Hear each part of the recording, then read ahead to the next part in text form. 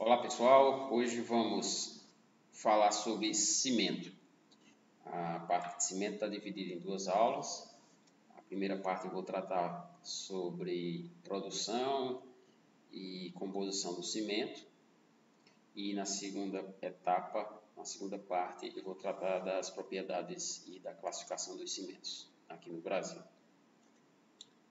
Definição: cimento aglomerante hidráulico resultante da moagem do clinker, material que é obtido pelo cozimento até a fusão parcial de uma mistura de calcário e argila convenientemente dosada e homogeneizada.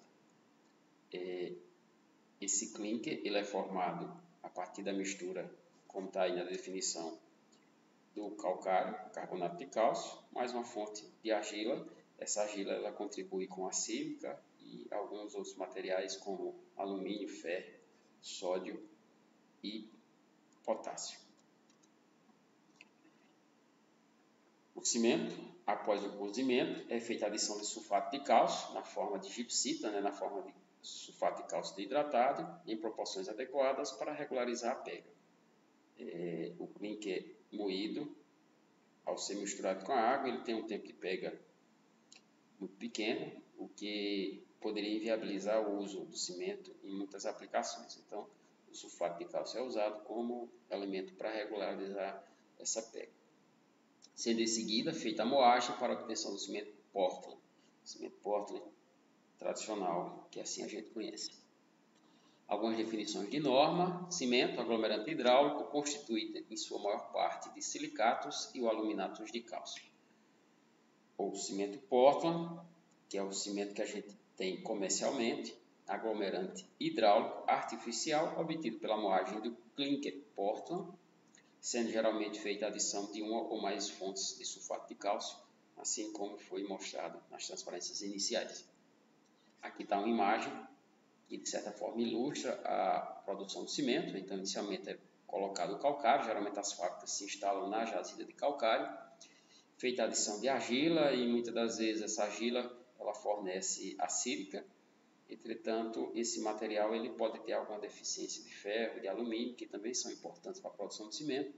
Em algumas situações eu tenho que fazer a adição de uma fonte externa desses materiais. Aqui está ilustrado a necessidade de adição de uma fonte externa de minério de ferro. Esses materiais vão ser adicionados no forno após o processamento de dosagem, homogeneização e moagem inicial. Entra no forno, onde vai passar por um processo de calcinação. A temperatura no forno chega a aproximadamente 1400 graus. Durante esse processo de calcinação no forno ocorre uma fusão parcial de alguns desses compostos e após o resfriamento brusco tem a formação do clinker, que se apresenta nessa forma de alguns nódulos, dessas bolotazinhas aqui, como está ilustrado na imagem. Esse material ele entra com uma proporção de aproximadamente 95% na composição do cimento Portland, então 95% de clinker, mais uma proporção de aproximadamente 5% de gipsita. Esses dois materiais vão ser homogeneizados e moídos, e aí eu tenho o que se chama do cimento Portland comercial. Aqui está um esquema que ilustra o processo de produção necessário para a obtenção do cimento. Então o calcário ele vai passar por um processo de britagem, recebe a dosagem de argila, esse material ele é moído, feita uma homogeneização, é armazenado antes de entrar no forno. Na sequência, esse material ele passa por uma torre de pré-aquecimento. Essa torre de pré-aquecimento serve para, de certa forma, já ir fornecendo calor para o material. E aí o material ele entra no forno com a temperatura bem próxima da temperatura que já está ali dentro do forno, e já vai sendo aquecido. Essa torre de pré-aquecimento ela é ligada diretamente ao forno, e aí os gases, o calor que sai ali do forno já vai sendo utilizado meio que para pré-aquecer a mistura inicialmente. O forno utilizado geralmente são fornos rotativos, tubulares. À medida que o material ele vai passando por dentro do forno, vai descendo, e ele vai passando pela quantidade necessária de calor e o tempo necessário para ocorrer as reações importantes de formação do clinker. Ao sair aqui pela parte final aqui do forno, o material ele é resfriado bruscamente e aí tem a formação dos nódulozinhos do clinker. Ele recebe a dosagem de gesso no moinho pulverizado, né, feito moído até ficar um pozinho, e esse moinho já homogeneiza o material também. Depois ele vai para silos, onde desses silos de armazenamento do cimento, o material vai ser ensacado ou ser colocado em containers para ser vendido a granel. Aqui está uma imagem de uma fábrica de cimento, com todos esses elementos que de certa forma eu já falei. Bom, a parte 1 aqui a moagem, a 2 a parte de mistura e armazenamento do material inicialmente, a torre de pré-aquecimento conectada aqui no forno rotativo. Na sequência o material sai do forno, é resfriado, tem a formação do clinker e aí ele vai ser armazenado aqui, esse clinker. Na sequência esse clinker passa por um novo processo de moagem para chegar na dimensão necessária do cimento, recebe também a dosagem de gipsita e na sequência o material vai ser armazenado para poder ser ensacado ou colocado nos contêineres. Aqui está a imagem de uma jazida de calcário, como eu falei inicialmente, é comum a fábrica de cimento ela se instalar na região da jazida de calcário. E o material argiloso ele é obtido muito desse material que fica aqui sobre o calcário, da decapagem dessa camada de material argiloso que fica sobre o calcário. E aí, sendo necessário, é feita a adição de algumas fontes externas, materiais também importantes para a formação do cimento, como o ferro e o alumínio. Na sequência, esse material ele é britado para a redução do tamanho. Aqui está imagens de dois tipos de fornos ou de moinhos que podem ser utilizados na produção, na moagem desse material, fornos de rolo, fornos de bolas, né, ou de esferas. E aqui está a imagem do forno tubular utilizado e aqui ligado ao forno tem a torre de pré-aquecimento desse material. Algumas abreviações da química de cimento são abreviações bastante utilizadas nos livros de materiais de construção e nos livros que falam sobre a produção de cimento, isso porque os compostos de cimento são compostos muito grandes e para simplificar isso foi criada essa nomenclatura. Então, o óxido de cálcio é abreviado por um C maiúsculo, o óxido de silício por S, de alumínio por A, o óxido de ferro por F, magnésio M, o óxido de enxofre por S barra e a água por um H simples. Esses compostos aqui, como aparece na química do cimento, é feita a associação dessas abreviações, dessas letras que representam cada um desses compostos. Por exemplo, esse composto aqui, denominado de silicato tricálcio, é abreviado por C3S, isso porque é formado por 3 óxidos de cálcio e um óxido de silício. O silicato bicálcico, ele é formado por 2 óxidos de cálcio e por um óxido de silício, então C2S na abreviação. O aluminato tricálcico, ele é formado por 3 óxidos de cálcio e 1 de alumínio, e o ferroaluminato de tetracálcio, formado por 4 cálcio, 1 alumínio e 1 ferro.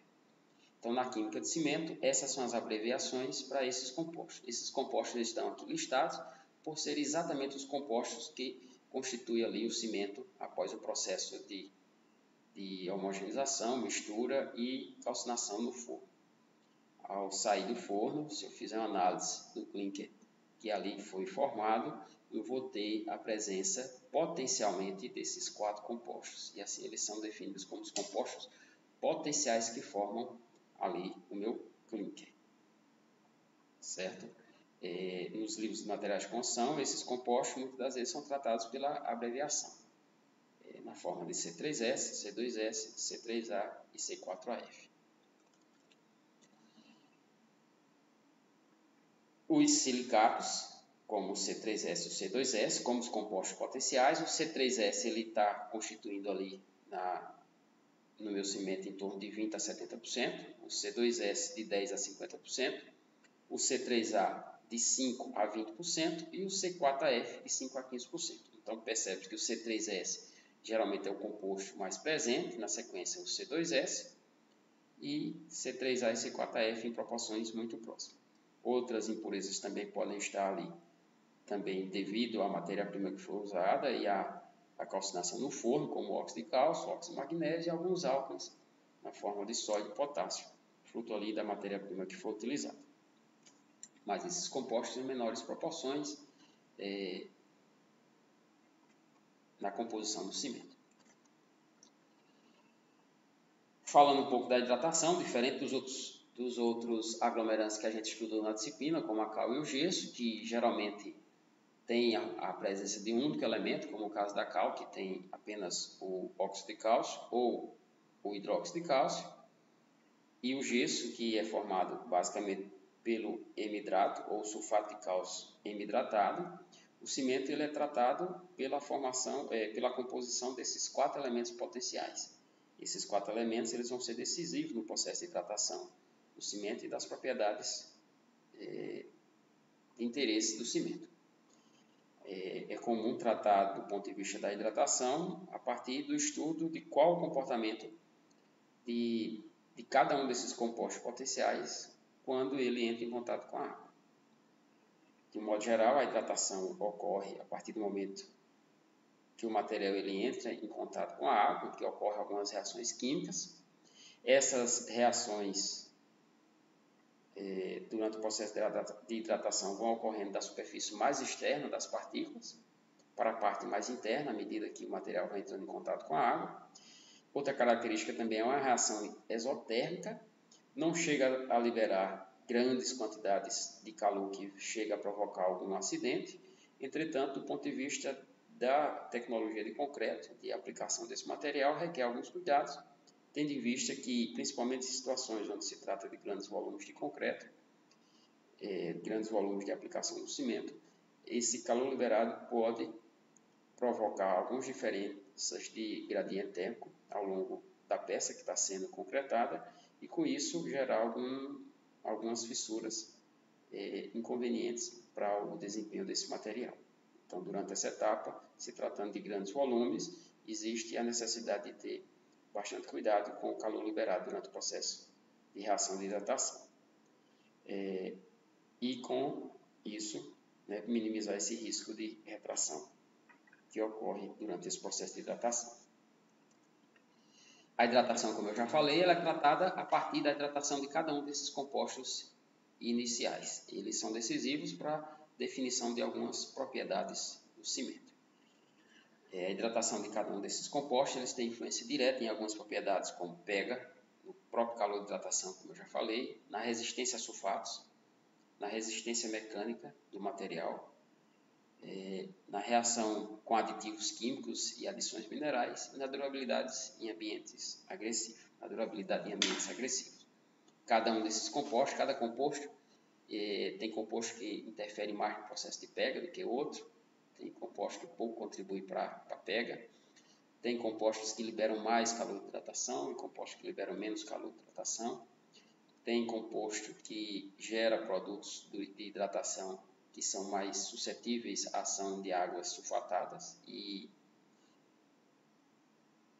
tem compostos que interferem potencialmente na resistência atribuída ao cimento. O cimento, a resistência mecânica que é adquirida após a reação de hidratação é muito fruto da reação de alguns desses compostos especificamente com a água. A questão de aditivos também, muitos aditivos são formulados de certa forma, para atuarem decisivamente nessa reação de alguns desses compostos com a água. Falando especificamente agora das características de cada uma das reações de hidratação dos compostos, temos aí o aluminato tricálcico, ou C3A.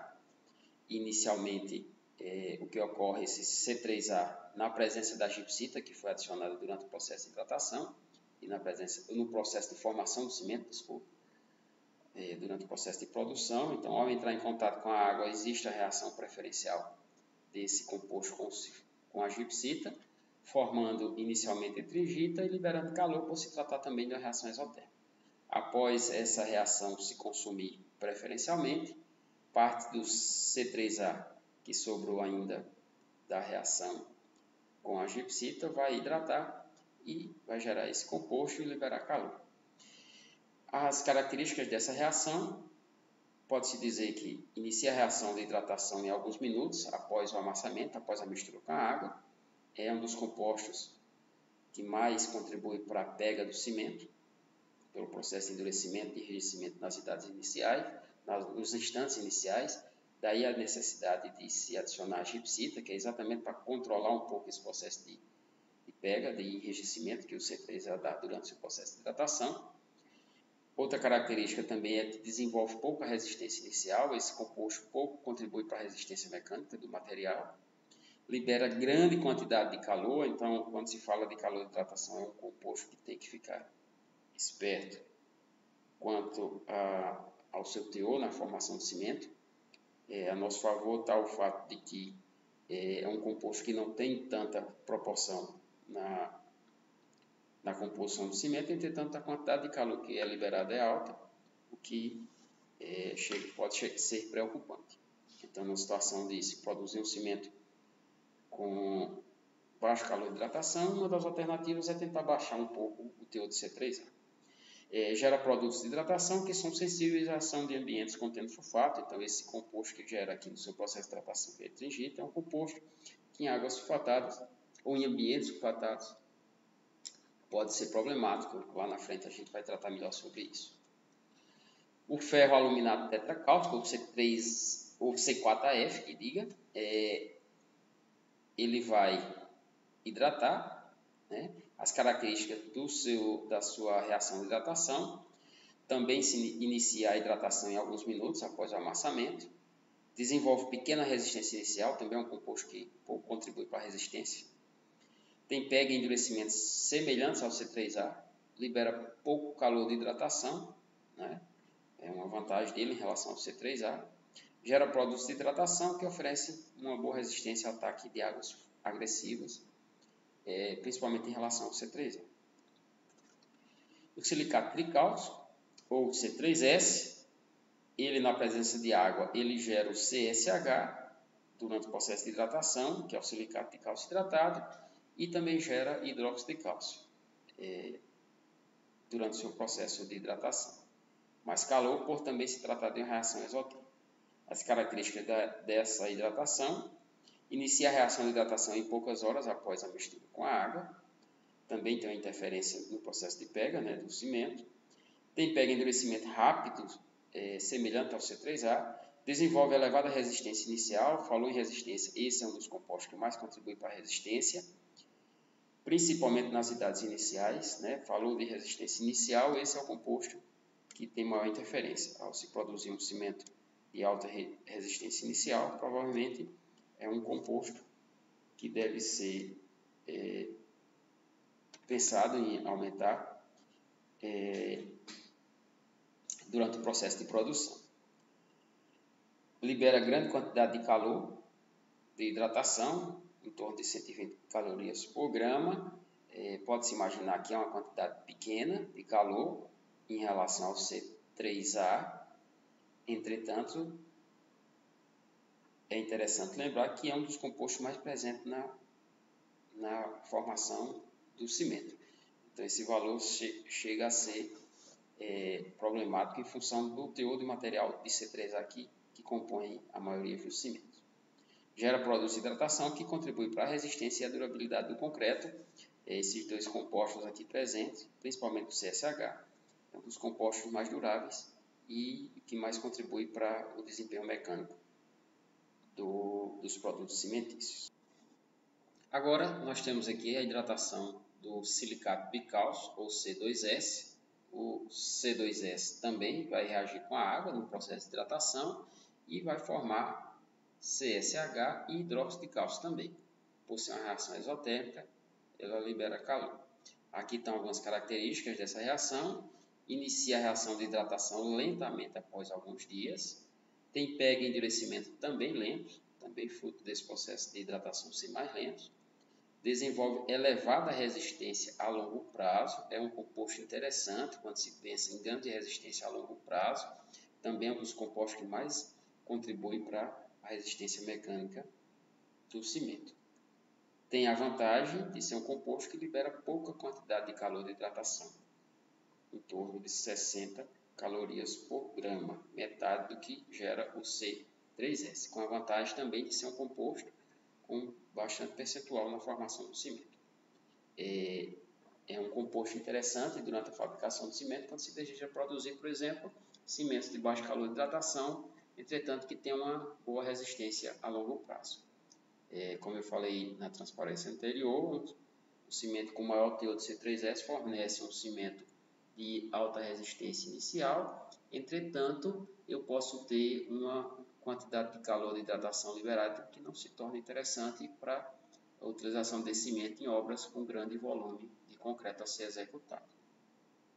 Em casos como esse, eu posso pensar em produzir um cimento baixando o teor de C3S, aumentando mais o teor de C2S, de modo a ter um cimento com resistência a longo prazo e com baixo calor de hidratação.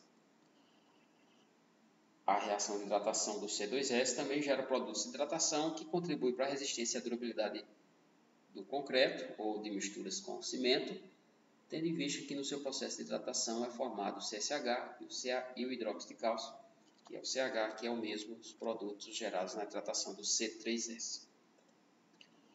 Aqui está um gráfico que de certa forma ilustra o processo de hidratação de cada um desses compostos potenciais. Aqui está a porcentagem de compostos hidratados e aqui na escala do X está o tempo. Aqui se percebe que o C3A é o composto com maior velocidade de hidratação e o composto que mais se preocupa do ponto de vista do processo de pega, tendo em vista que ele é um composto mais reativo. Na sequência vem o C4F, depois o C3S e por último o C2S, como composto do ponto de vista de grau de hidratação.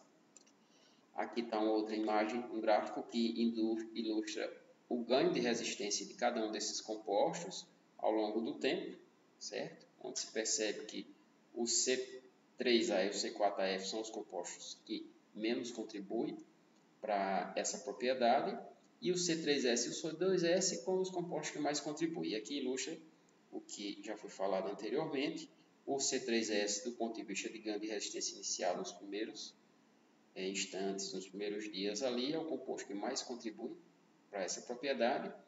Depois ele chega num patamar que tem a tendência de estabilizar sem muitos ganhos de resistência.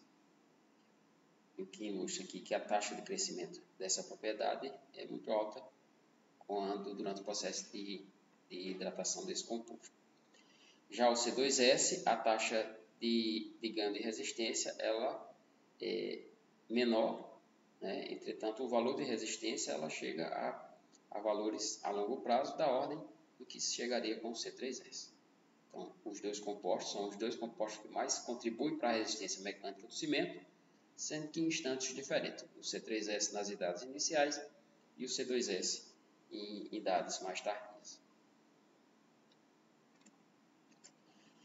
Aqui está um gráfico que ilustra, mais uma vez, a resistência mecânica em função do tempo, né, o ganho de resistência mecânica ao longo do tempo, para 3 tipos de cimentos comerciais fabricados lá nos Estados Unidos, classificados nos Estados Unidos, o cimento tipo 1, tipo 2 e tipo 3. Aqui está o ganho de resistência de cada um desses cimentos. Aqui está a curva do cimento tipo 2, aqui cheia está a curva do cimento tipo 1 e aqui por cima está a curva do cimento tipo 3. Se a gente for analisar a composição desse cimento, a gente percebe que o cimento tipo 1 é um cimento de referência, um cimento comum, provavelmente. Ele tem essas composições em termos de C3S, C2S, C3A e C4F, lá nos Estados Unidos. Como a gente está avaliando resistência, os teores de C3A e C4F pouco vai influenciar nessa propriedade, e sim apenas os teores de C3S. Analisando o cimento tipo 2, ele vem aqui com uma resistência inicial baixa e a longo prazo ele tem uma resistência boa, passando até da resistência dos demais cimentos. Se for analisar a composição dele, se percebe que o teor de C3S é baixo e o teor de C2S é maior. Então, é um cimento que tem baixa resistência inicial, como era de se esperar, e uma boa resistência a longo prazo. Já o cimento tipo 3 tem um ganho de resistência inicial muito elevado, né? Então, era de se imaginar que o teor de C3S em relação aos demais cimentos fosse maior em relação ao teor de C2S, C3A e C4F. C3A e C4F pouco interfere nessa propriedade, como eu já falei. O que chama a atenção realmente é o maior teor de C3S em relação ao teor de C2S. Aqui está também dados que mostram o calor de hidratação gerado por cada um dos compostos ao longo das idades de 3, 90 e 13 anos, 3 dias, 90 dias e 13 anos, onde se percebe uma grande quantidade de calor liberado já nas idades iniciais, principalmente do C3A, certo? Com 90 dias, esse teor já aumentou, já foi liberado boa parte, se percebe a grande quantidade de C3A de calor que foi liberado na hidratação do C3A. Na sequência tem-se aqui o C3S, depois C4F e por último o C2S. Percebe-se que a quantidade de calor liberado pelo C4F é bem próxima da do C3S. O que muda é a composição desse material em termos de proporção no cimento. Como eu já falei, o C3S tem uma maior proporção em relação ao C4F e esse calor liberado aí chega a ser significativo para o calor de hidratação, como eu já comentei durante as reações. Em 13 anos, esses valores pouco aumentam, né, em relação aos 90 dias, mas se percebe aqui um total de calor de hidratação liberado por cada um desses compostos isoladamente. Aqui está o calor de hidratação sendo avaliado nessa imagem, em função do tempo, e aqui os mesmos 3 cimentos produzidos lá nos Estados Unidos. Como está se avaliando o calor de hidratação, então o que chama mais atenção é o teor de C3S, C2S e C3A. São os compostos que mais contribuem para esse teor de calor de hidratação liberado. Aqui estão os mesmos cimentos, então o cimento tipo 1 é o cimento de referência, ele tem uma proporção de C3S em torno de 49%, C2S de 25% e o C3A de 12%. Analisando comparativamente aí o cimento tipo 2, a gente vê que baixando o teor de C3S, aumentando um pouco de C2S e baixando o teor de C3A. Então, provavelmente é um cimento também de baixo calor de hidratação. Aí a gente vê o calor de hidratação, a curva para esse tipo de cimento aqui bem abaixo da curva do cimento de referência, que é o tipo 1. Já o tipo 3, você aumenta bastante aqui o teor de C3S, diminui o de C2S e tem um teor de C3S também mais alto. Isso leva a um cimento de maior calor de hidratação em relação ao tipo 1 e o tipo 2.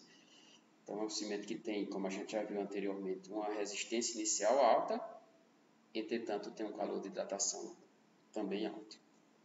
Já o tipo 2, ele tem um calor de hidratação baixo e crescimento lento e também tem um ganho de resistência também mais alto. Aqui está os tipos de cimento utilizados lá, classificados lá nos Estados Unidos. Então, o tipo 1 que a gente analisou é um cimento de emprego geral, o tipo 2 é um cimento de emprego geral com moderada resistência a sulfato e moderado calor de hidratação. Era de se imaginar, né? Tendo em vista que o calor liberado é menor aqui ao longo do tempo. O tipo 3 de alta resistência inicial também já era de se imaginar, a gente já comentou ao mostrar as curvas. E resistência ao sulfato é o tipo 4 que a gente ainda não tinha analisado, mas falou em resistência ao sulfato, a gente pensa, existe uma tendência de baixar um pouco o teor de C3S e aumentar e baixar também o teor de C3A, tendo em vista que durante o processo de hidratação desse composto é onde surgem os compostos mais vulneráveis à presença de ambientes com sulfatos. Então veja aqui no cimento tipo 4 o teor de C3A é bem baixo, podendo chegar ali de 0 a 4% na composição do cimento, e aí tem sim uma elevação do C4AF durante o processo de produção.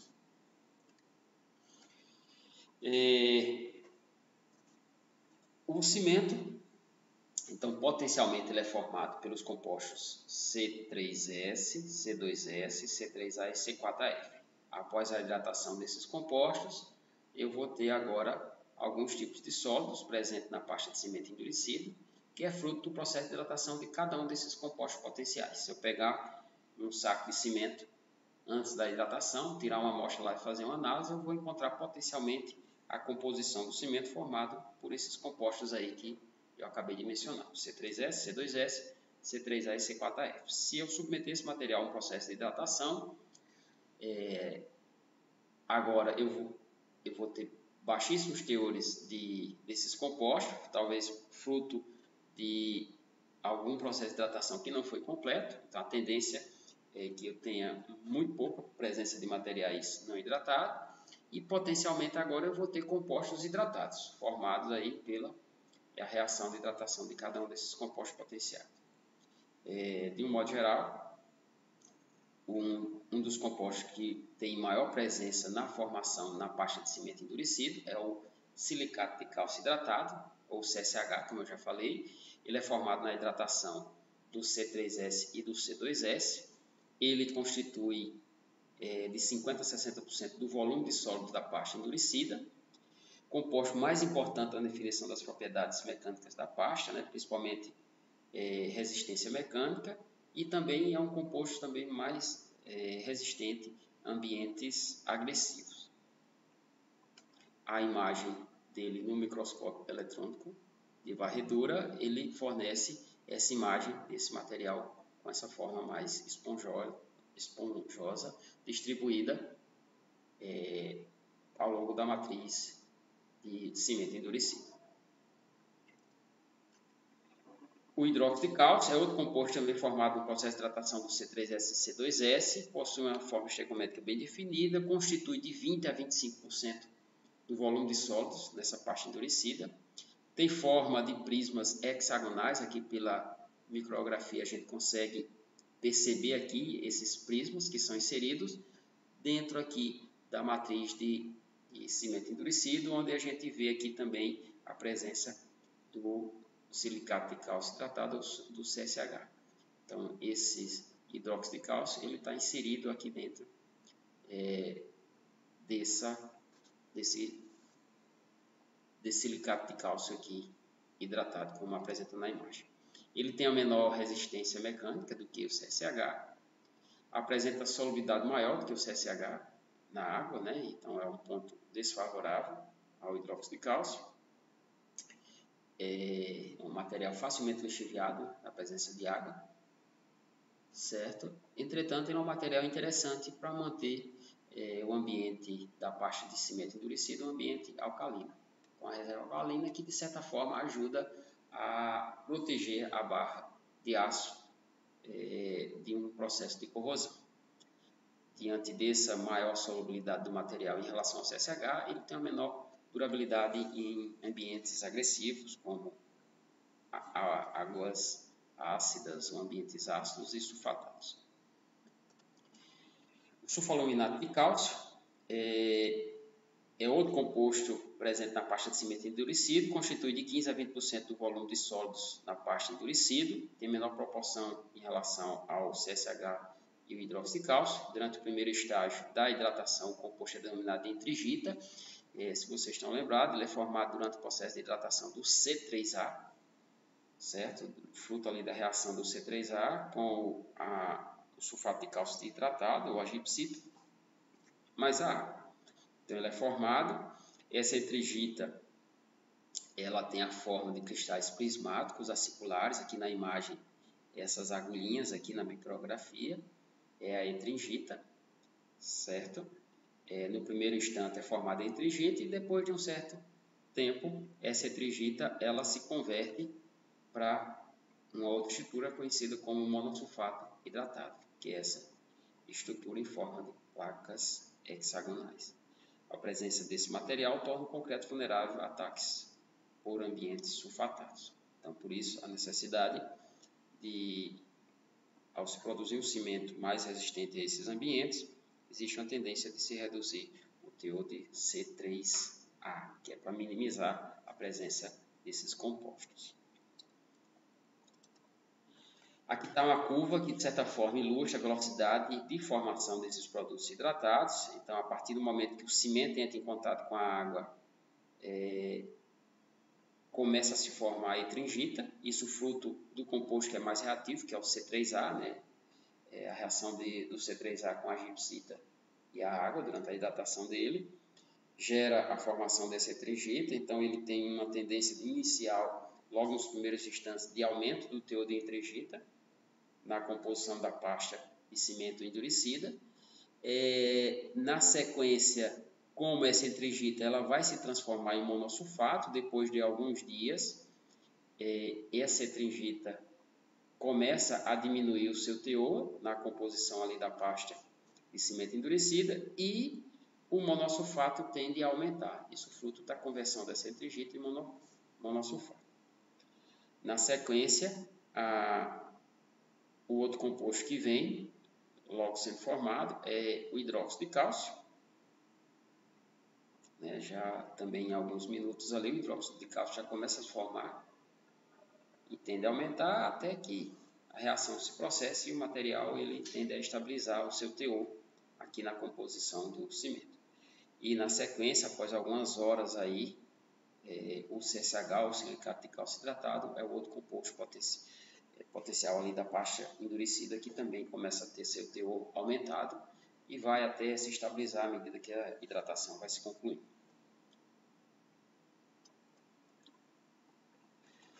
Então, isso que eu falei até agora foi relativo ao processo produtivo, né, do cimento tipo padrão ali, inicial, cimento Portland, a composição potencial dele após a calcinação e as características do processo de hidratação de cada um desses compostos potenciais. Temos também, na sequência, falei um pouco dos produtos gerados durante a hidratação desses compostos, presentes ali na pasta de cimento endurecido, certo?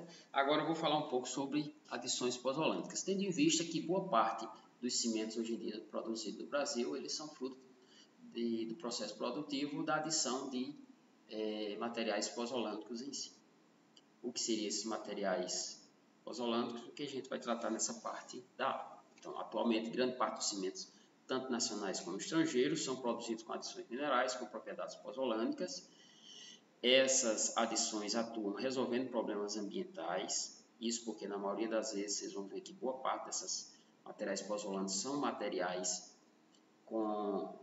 gerados no processo produtivo de obtenção de outros materiais. Então, geralmente, inclusive, são resíduos gerados nesses processos produtivos, o que era um problema ambiental para a maioria dessas fábricas. E hoje em dia virou um produto que pode ser comercializado. O resíduo gerado, que era um problema, virou uma fonte de renda para a maioria dessas fábricas, onde esse material ele é comercializado para a produção de cimentos. Resolver problemas tecnológicos nas misturas com cimento. Outra vantagem também, que a adição desse material, além de resolver esses problemas ambientais, ele também ajudou o cimento na formulação de cimentos com características e propriedades também interessantes para a tecnologia de utilização desse material. Resulta em economia de energia para as fábricas de cimento e redução de custo, né? Logo, tendo em vista que esse material, muitas das vezes, ele já vem calcinado e não tem a necessidade de ser adicionado durante a produção do cimento no forno para ser novamente calcinado. E ainda melhor, eles entram na maioria das vezes em substituição ao clinker, que é um material que, pelo custo de energia para a obtenção, é o material mais caro, digamos assim, de produção pela fábrica de cimento. Então, essas adições pozolânicas, esses materiais pozolânicos, eles entram substituindo exatamente o clinker, que é o material mais caro de produção, e aí você, com isso, tem a redução de custos na produção desses cimentos. Definição: é um produto de origem mineral, composto de materiais mais ou menos silicosos, geralmente aglomerantes, após serem moídos, adicionados ao cimento em substituição ao clinker, apresentando propriedades pozolânicas, que é fruto da reação posolâmica. O que seria essa reação posolâmica? De um modo geral, de forma simplificada, o que ocorre na reação posolâmica é o seguinte: durante a hidratação do C3S e do C2S, a hidratação, a reação com a água, existe a formação de CSH e de hidróxido de cálcio, mais liberação de calor. Comentei com vocês lá no estudo dos sólidos presente na parte endurecida, que o CSH, do ponto de vista de resistência mecânica e durabilidade, é um composto mais interessante do que o CSH em algumas aplicações. Então, nessa situação, já imaginou se tivesse algum composto que eu pudesse adicionar ao cimento e aí convertesse esse hidróxido de cálcio em silicato de cálcio hidratado, eu poderia ter alguns ganhos de propriedades mecânicas e algumas propriedades interessantes. Pois esse composto, esse material existe e é exatamente os materiais pozolânicos. Esses materiais pozolânicos são ricos em sílica, que ao reagir com o hidróxido de cálcio, que é gerado durante o processo de hidratação do C3S e do C2S, na presença de água, esse material se transforma em silicato de cálcio hidratado, que é o composto mais interessante do ponto de vista de resistência e durabilidade. Então, ao converter esse hidróxido de cálcio em CSH, isso representa ganhos de algumas propriedades interessantes ali para o cimento. Com isso, eu consigo substituir parte do clinker por esse material rico em sílica e não ter tantos prejuízos para algumas propriedades de interesse. Mais definição: materiais pozolânicos, materiais silicosos ou sílico-aluminosos que possuem pouco ou nenhuma atividade aglomerante, mas que, quando finamente moídos na presença de água, fixam o hidróxido de cálcio à temperatura ambiente, formando compostos com propriedades hidráulicas. Aqui está uma imagem que ilustra, de certa forma, o teor de hidróxido de cálcio em função do tempo, a geração desse teor de hidróxido de cálcio em função do tempo. Aqui tem um cimento Portland comum. De um modo geral, percebe-se que, ao longo do tempo, o teor de hidróxido de cálcio, fruto do processo de hidratação do C3S e C2S, tem uma tendência só de aumentar, e à medida que essa hidratação se processa e boa parte desse material vai se formando, existe uma tendência de estabilizar a formação do hidróxido de cálcio na composição da pasta de cimento endurecido. Se eu pegar esse cimento e agora adicionar 40% de material pozolânico, o que ocorre? Inicialmente esse material, esse hidróxido de cálcio, vai sendo gerado durante a hidratação, depois ele vai reagir com a sílica na presença de umidade e vai se converter em silicato de cálcio hidratado. Aí existe uma tendência nesses cimentos pozolânicos do teor de hidróxido de cálcio reduzir ao longo do tempo, fruto dessa reação pozolânica. Algumas adições pozolânicas, a classificação dessas adições pozolânicas é em cimentantes e pozolânicas, exemplos aqui de adições pozolânicas com essas características: tem a escória granulada de alto forno e a cinza volante de alto cálcio, alto teor de cálcio. São materiais que, no caso da escória, após serem pulverizados, transformados em pó, esse material em contato com a água, eles chegam a produzir comportamentos cimentantes, chega a gerar produtos hidráulicos. Pozolanas altamente reativas, como é o caso da microsílica e da cinza da casca de arroz, com um controle maior do processo de calcinação dessa cinza da casca de arroz. As pozolanas comuns, como a cinza volante de baixo teor de cálcio e materiais naturais. Na natureza é possível encontrar materiais com características pozolânicas, muitas delas fruto de processos térmicos ao longo da sua formação, como por exemplo materiais de origem vulcânica. As pozolanas pouco reativas, que são as escórias de alto forno resfriadas lentamente. A escória granulada de alto forno resfriada bruscamente, ela tem uma maior reatividade, enquanto que as escórias de alto forno resfriadas lentamente, eu perco um pouco dessa reatividade dela para ser tratado como material pozolânico. E a cinza da casca de arroz também com queima sem controle ali em campo, como muitas das vezes é feito em algumas fábricas. E aí, como eu não tive controle desse processo de queima, é comum produzir aí sílicas com propriedades não de baixa reatividade. As sílicas mais reativos são sílicas amorfas, que são geradas geralmente em produtos em processos de calcinação com queima controlada. Já sílicas com estruturas cristalinas são sílicas menos reativas. Detalhando mais sobre alguns desses tipos de material pozolânico mais usuais, as pozolanas naturais, materiais de origem ígnea ou sedimentar rico em materiais silicosos, cinzas vulcânicas e argilas calcinadas são alguns exemplos desses materiais. A escória de alto forno é um subproduto da fabricação do ferro fundido, o ferro gusa, obtido sob a forma granular por resfriamento brusco, daí eu tenho uma sílica com características amorfas altamente reativas. Constituída em sua maior parte de óxidos de cálcio, silício e alumínio, possui característica de, quando pulverizada, apresentar propriedades pozolânicas e hidráulicas. A microsílica é um subproduto da fabricação do ferro silício, cujo componente principal é a sílica. Elevado teor de sílica amorfa, que é a sílica reativa, de interesse, mais de 85%. É uma sílica classificada como altamente reativa. É muito utilizada em concretos de alto desempenho, concretos de alta resistência também, a partir do desenvolvimento ou do surgimento desse material, a tecnologia de cimento, principalmente de cimentos especiais de alto desempenho, evoluiu bastante.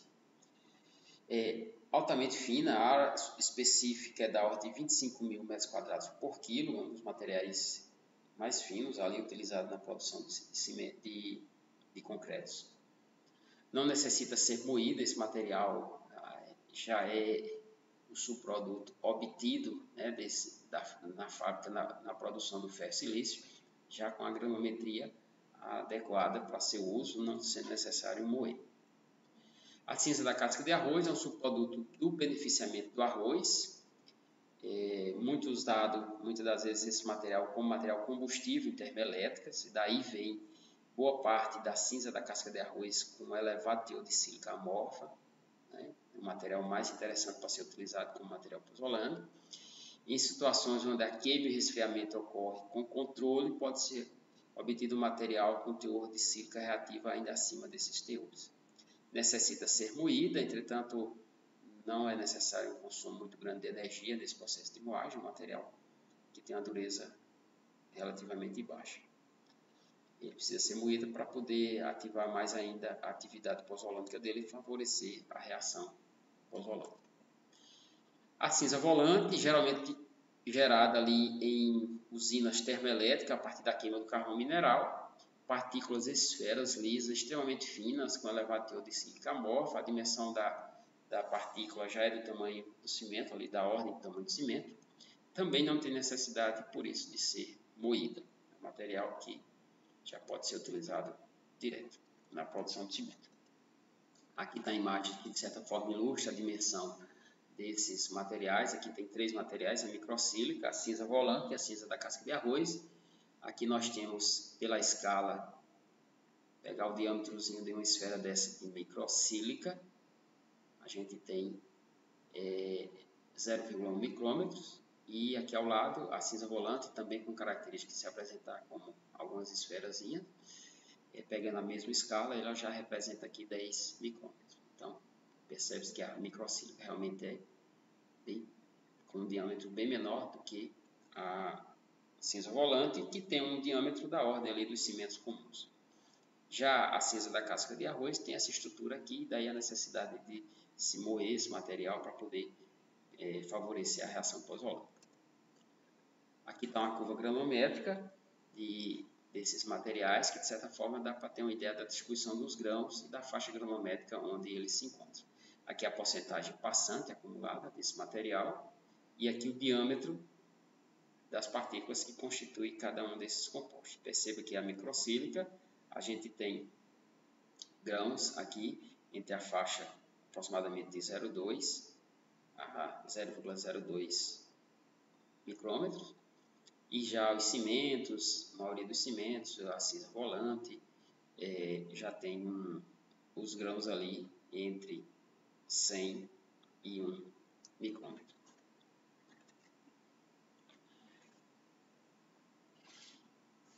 As vantagens ou algumas características importantes para o uso desses materiais pozolânicos para a tecnologia dos materiais que se utilizam, cimento, refina a porosidade da pasta de cimento endurecida.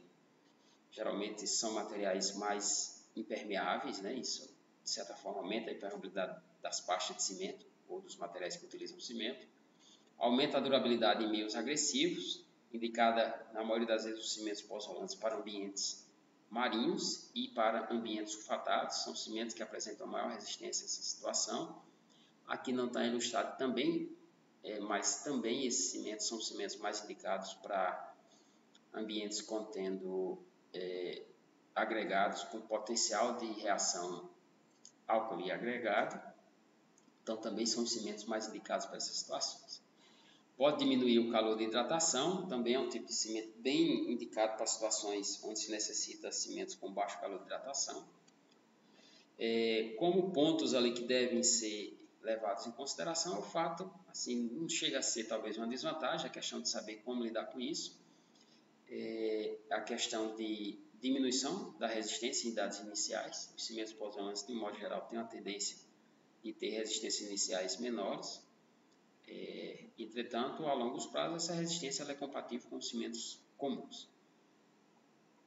Só deve ser levado em conta nas situações onde se precisa de resistências iniciais mais elevadas. E também existem alguns autores que defendem a ideia de que também são cimentos que não são muito indicados para situações onde existe o risco de corrosão por carbonatação, em ambientes com alto teor de CO2. Então, são situações onde, nesses casos, os cimentos pozolanos, alguns autores defendem que não são os cimentos mais indicados. Aqui está um gráfico que ilustra o calor de hidratação em função do consumo de pozolana. Existe uma tendência desse calor de hidratação ao longo das idades de 7, 28 e 90 dias. E existe uma tendência de diminuir à medida que o consumo de material pozolânico aumenta. Então, são cimentos que têm uma tendência de ter calor de hidratação menor, e daí a ideia de ser cimentos indicados para estas situações. Aqui está um gráfico da resistência em função da idade também para alguns cimentos. E aqui está o cimento Portland comum, ou cimento Portland de referência, e à medida que eu aumento o teor de material pozolânico na composição desse cimento, existe uma tendência da resistência inicial nas idades iniciais diminuir. Entretanto, dependendo do teor de substituição e do prazo do tempo que você avalie isso, a resistência final chega a ser compatível, ou é compatível com a resistência dos cimentos comuns. O problema é sempre mais ali na questão das idades iniciais. Então, na composição de cimento, o aumento do teor de pozolana pode diminuir a resistência nas idades iniciais, entretanto, em idades mais avançadas, os valores da resistência são compatíveis.